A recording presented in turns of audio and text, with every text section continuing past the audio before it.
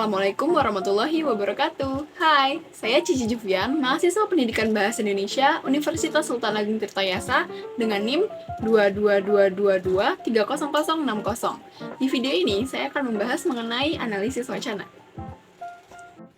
Kata wacana adalah kata yang sering disebut akhir-akhir ini selain kata demokrasi, masyarakat sipil, dan lingkungan hidup. Akan tetapi, seperti banyak kata pada umumnya, bukannya semakin jelas, kata ini justru semakin membingungkan dan rancu. Dari sekian banyak konteks pemakaian, kata wacana semakin diperkaya oleh fitur-fitur maksud yang tergantung dari skema penutur atau penanggapnya. Dalam praktik awam atau populer, wacana kerap muncul untuk beberapa konsep yang mengacu pada maksud pembicara atau speaker's meaning. Frekuensi permunculan kata wacana yang cukup tinggi di berbagai media massa dan juga percakapan sehari-hari membuat wacana kemudian menjadi sebuah jargon yang pengertiannya tidak pernah begitu jelas bahkan simpang siur. Saat ini, istilah wacana banyak bermunculan dan digunakan dalam berbagai aspek. Di dunia pendidikan formal misalnya, istilah wacana banyak digunakan sebagai nama badan atau nama sekolah. Misalnya Budya Wacana, Satya Wacana, dan sebagainya. Pemakaian kata wacana di istilah-istilah tersebut mengandung makna seperti janji atau perkataan yang dapat dipercaya. Dengan berbagai uraian tersebut, istilah wacana dapat dimaknai sebagai ucapan, perkataan, bacaan yang bersifat kontekstual. Oleh para linguis Indonesia dan di berbagai negara-negara berbahasa Melayu lainnya, istilah wacana dikenalkan dan digunakan sebagai bentuk terjemahan dari istilah bahasa Inggris yaitu discourse. Kata discourse berasal dari bahasa Latin yang berarti lari ke sana kemari atau lari bolak-balik. Baik wacana maupun discourse kemudian diangkat sebagai istilah linguistik. Dalam linguistik, wacana dimengerti sebagai satuan lingual yang berada di atas tataran kalimat. Dan dalam konteks tata bahasa, wacana merupakan satuan gramatikal tertinggi atau terbesar. Hal ini berarti apa yang disebut wacana mencakup kalimat, gugus kalimat, alinea atau paragraf, penggalan wacana, dan wacana utuh.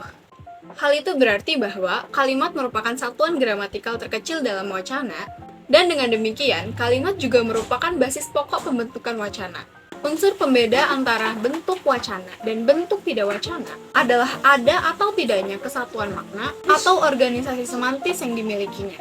Oleh karena itu, kriteria yang relatif paling menentukan wacana adalah keutuhan maknanya. Kata analisis umumnya itu digunakan untuk menerangkan sebuah proses atau mengurai sesuatu. Analisis melibatkan beragam cara yang sistematis dalam melihat hal-hal dari perspektif yang berbeda. Jadi, analisis wacana pada khususnya memfokuskan pada proses analisis dalam cara yang relatif eksplisit.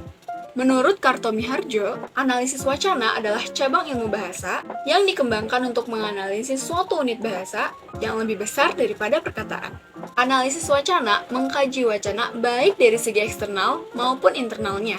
Dari segi eksternal, wacana dikaji dari keterkaitan wacana itu dengan pembicara, hal yang dibicarakan, dan mitra bicara. Dan dari segi internal, wacana dikaji dari jenis, struktur, dan hubungan bagian-bagiannya. Dengan demikian, tujuan mengkaji wacana adalah untuk mengungkapkan kaidah kebahasaan yang mengonstruksi wacana, pemroduksian wacana, pemahaman wacana, dan pelambangan suatu hal dalam wacana. Analisis wacana bermanfaat dalam memberi keterangan bagaimana seorang pembicara menyampaikan maksud semantis dan bagaimana si pendengar menafsirkan keterangan yang ia dengar dan kemampuan kognitif yang mendasari penggunaan simbol-simbol manusia. Analisis wacana juga bermanfaat dalam menjawab pertanyaan yang ditanyakan dalam bidang-bidang yang secara tradisional memfokuskan pada kehidupan manusia dan komunikasi. Analisis wacana muncul sebagai respons terhadap pendekatan struktural yang kajiannya cenderung berurusan secara hegemonis dengan gramatika atau unsur formal bahasa.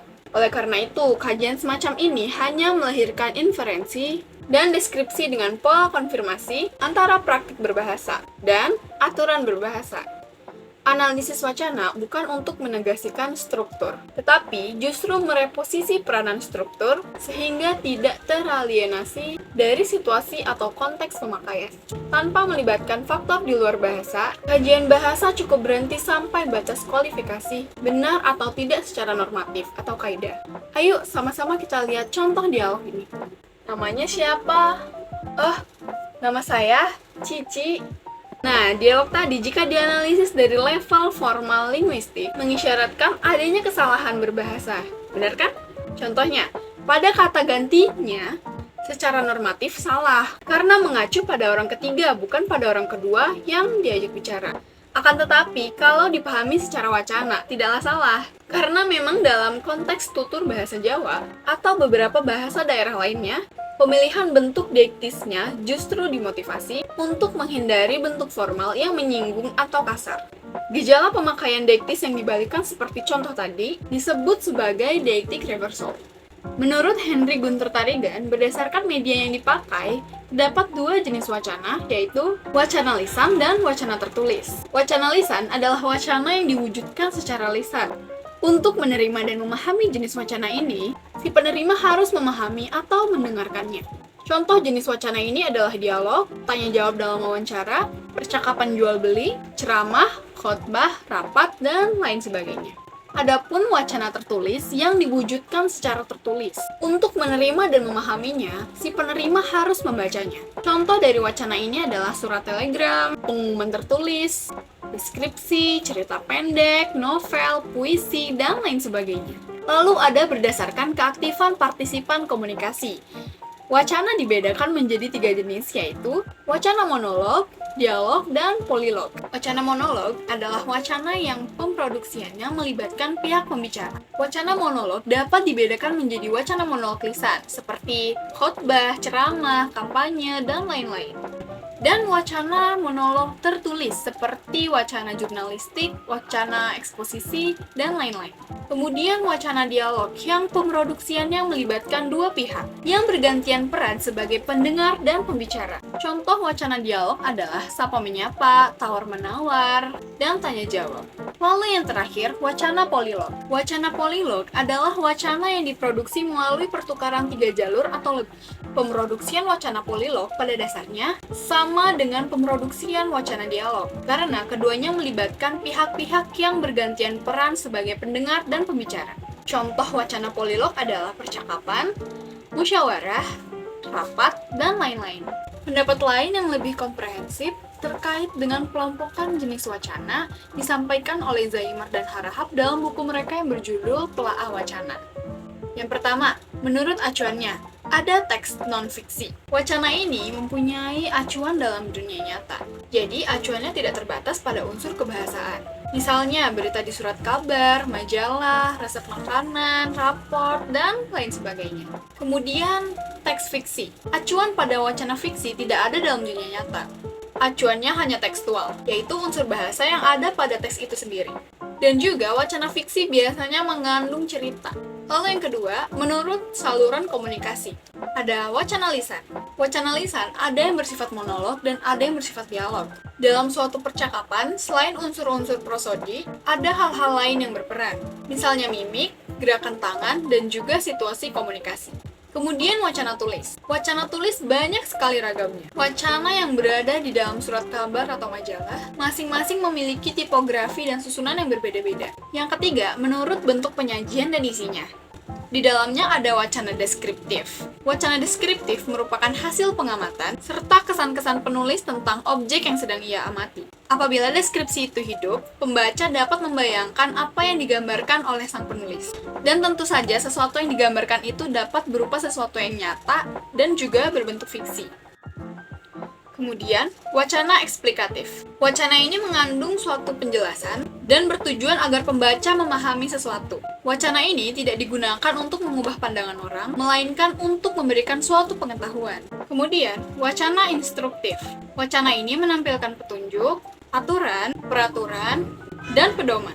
Wacana ini dibuat agar pembaca melakukan suatu tindakan atau sebaliknya, untuk tidak melakukan suatu tindakan tersebut. Kemudian, wacana argumentatif. Wacana argumentatif bertujuan untuk memengaruhi, mengubah pendapat, sikap, atau tingkah laku, bahkan menggoyahkan keyakinan pembaca atau seluruh pendengarnya. Kemudian, Wacana naratif. Wacana ini biasa disebut cerita dan merupakan serangkaian peristiwa yang terjadi pada seorang tokoh. Peristiwa-peristiwa itu bisa saja merupakan peristiwa nyata meskipun tetap fiktif. Lalu, wacana informatif. Wacana informatif betul-betul berpusat pada pemberian informasi saja. Informasinya pun merupakan informasi yang langsung dibutuhkan. Misalnya, wacana jam praktik dokter, wacana kedatangan dan keberangkatan kereta api, bus, atau kapal terbang, dan lain-lainnya. Keempat, menurut fungsi dan bahasanya. Di dalamnya ada wacana referensial.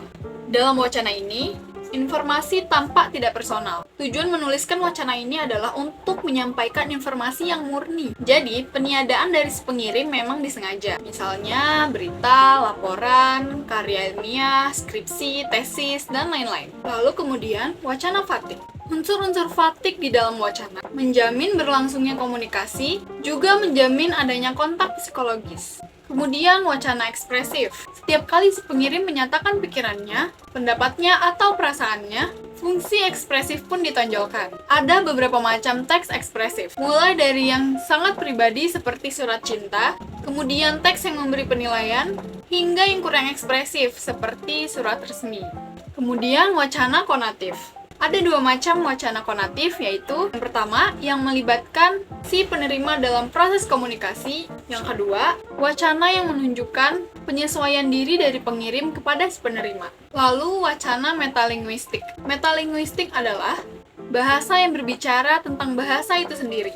Ini adalah suatu alat ilmiah. Meskipun demikian, ini tidak berarti bahwa wacana metalinguistik selalu berupa wacana ilmiah. Ada wacana metalinguistik yang berupa definisi, ada pula yang berupa penjelasan atau analisis. Lalu, wacana puitik. Fungsi puitik menonjolkan nilai pesan yang ada dalam komunikasi. Fungsi ini bukanlah monopoli teks sastra. Dapat juga digunakan untuk hal lain, seperti moto, lagu, iklan, pidato, dan lain-lain. Lalu yang terakhir nomor 5, menurut arah pengujaran. Di dalamnya terdapat wacana monolog dan wacana dialog. Nah, itu tadi adalah pembahasan mengenai analisis wacana. Semoga video ini bermanfaat.